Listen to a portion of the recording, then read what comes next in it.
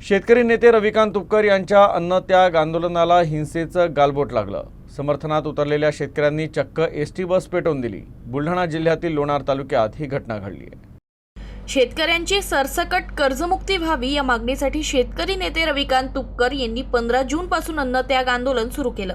मात्र आंदोलनाकडे प्रशासनाकडून दुर्लक्ष होत असल्याचा आरोप करत शेतकरी आंदोलकांनी आक्रमक भूमिका घेतल्याचं दिसून येत आहे।